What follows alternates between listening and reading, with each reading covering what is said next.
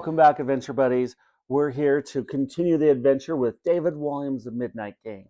Now, if you want to have your own adventure or even follow along in your own copy, click up there in the link. You'll find a copy there, also some other thrilling adventures. But for now, let's get started with Chapter 29, Balloons, Balloons, and More Balloons. Once darkness fell, the mischief began. Matron had arrived back at nightfall for her shift. The children had seemingly been on their best behavior all day, working on a jigsaw, and so Nurse Meese had nothing to report. Matron had not been back on the children's ward for long when she had confiscated another of George's secret tins of chocolate that his newsagent, Raj, had sent him. Then she retreated to her office to scoff her favorite purple ones. Once again, George had pushed one of his special snoozy pellets in each one. Within minutes, Matron was snoring as loudly as an elephant.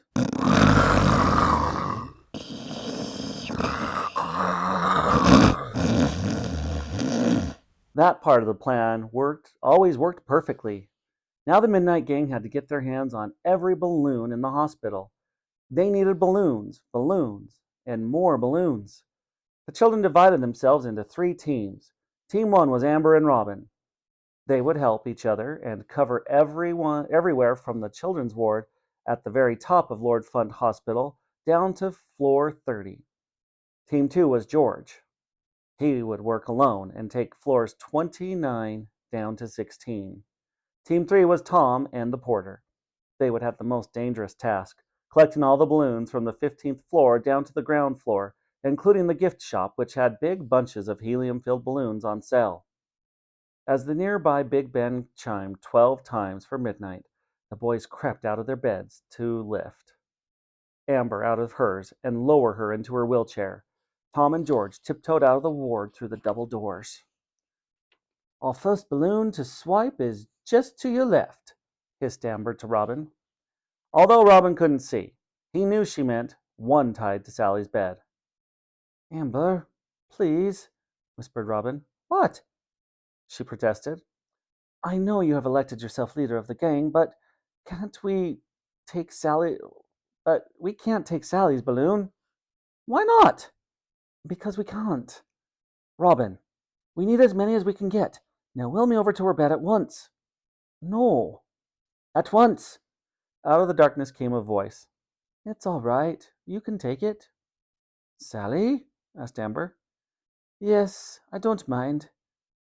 What do you need it for? Another adventure?" Robin wheeled Amber over to the little girl's bed. Sally looked weaker than ever. Even though it helped make her better, Sally's treatment always made her feel worse for a while. Tonight she looked particularly pale. "We are only going to borrow the balloon," replied Amber. "Take it. I don't need it. All it does is bob around all day." "Well, thank you, Sally.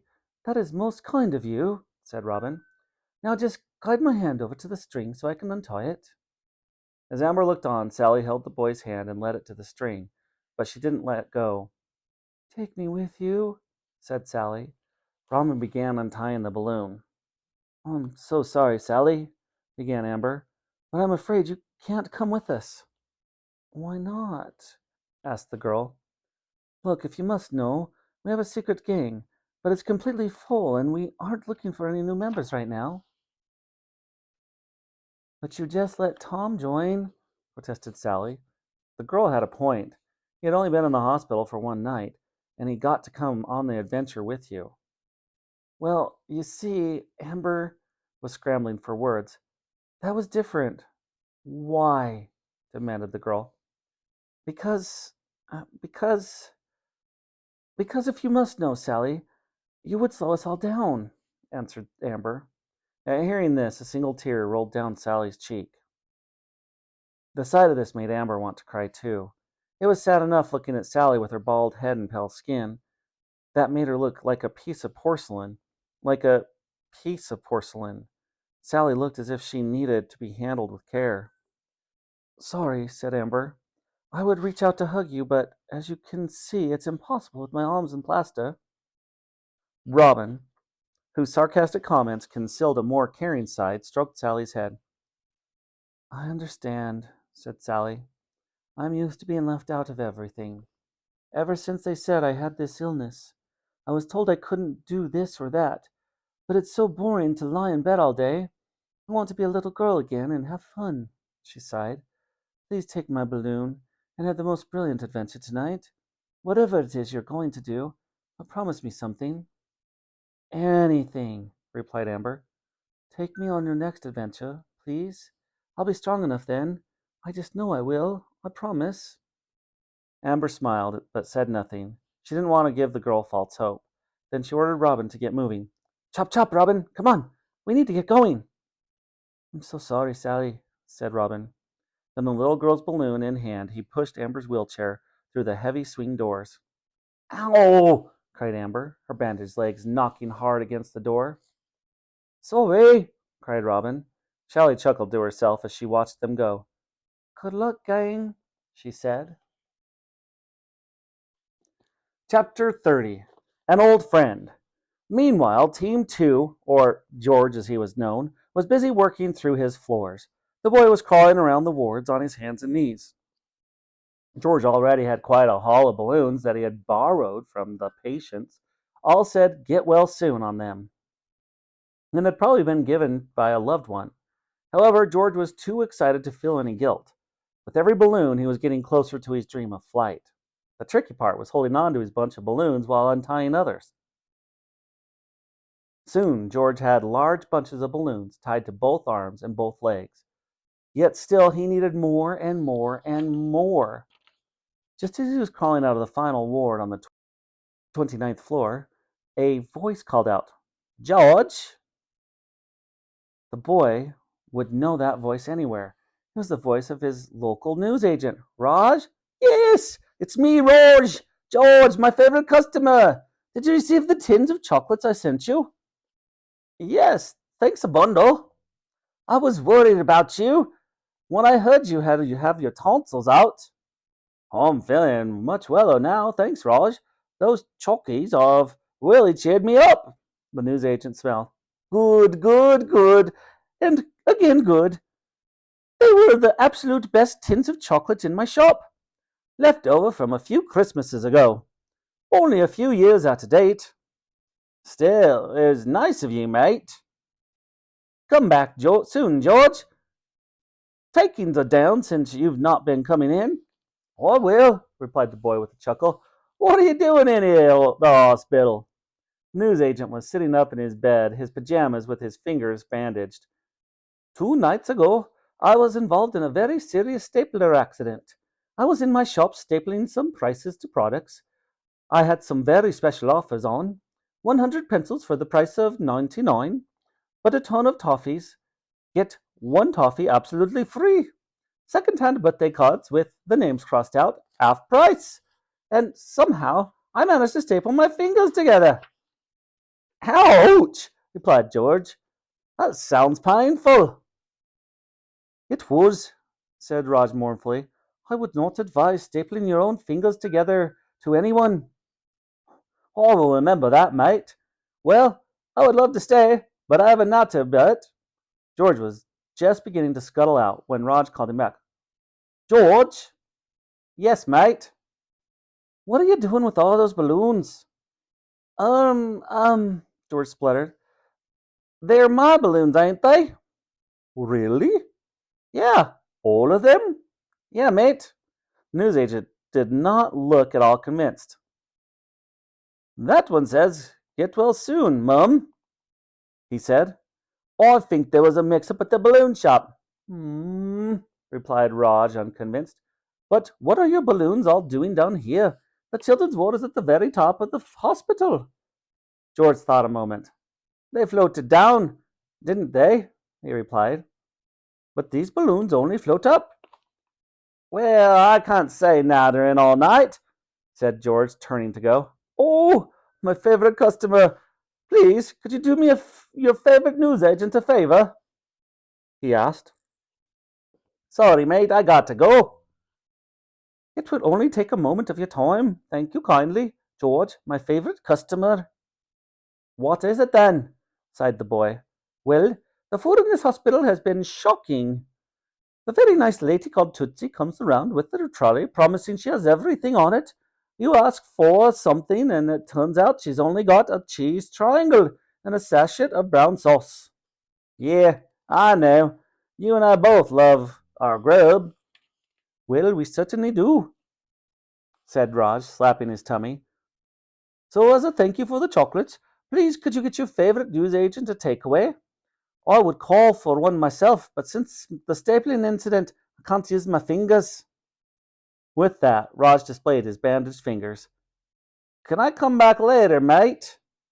I worry I may have wasted away by then, he said, slapping his large round tummy again, which looked big enough to fit a beach ball inside. So please, can you take my order now? Well, I need to write it down. No, no, no. It's just a couple of things. It will be very easy to remember. Okay, replied the boy. Off you go. Thank you. So, I would like an onion bhaji, samosa, chicken jafrezi, aloo chat, tandoori king prawn masala, pompadums. You ain't doing me nothing. I can't remember all that, interrupted the boy. However, Raj's eyes were glowing and his mouth was watering at the thoughts of all this delicious food. No, no, no. You'll be able to remember it. Just a couple more. Vegetable balti, perswore non, chapati, aloo gobe, matar paneer, tarke dal. I need a pen and paper, said George, panicking. Pompadons. You said pompadons already, mate. Yes, I know. I want 2 portions of pompadons, mango chutney, paneer masala, piloo rice, bata, chana aloo, lamb rogan josh. I think that's all. Did I say pompadons? Yeah, twice. Good. You could never have enough pompadons. In fact, make that 3 portions of pompadons. Right. Now, just recite that back to me.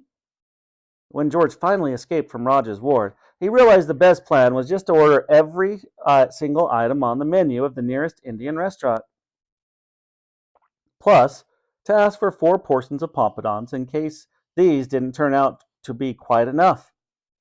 Now out in the corridor, George called the lift to take him down to the ground floor. There he would meet the rest of the gang at the bottom of the impossibly tall stairwell. Bing! The lift door opened. Inside was the old chain-smoking cleaner who had Midnight Gang met only last night.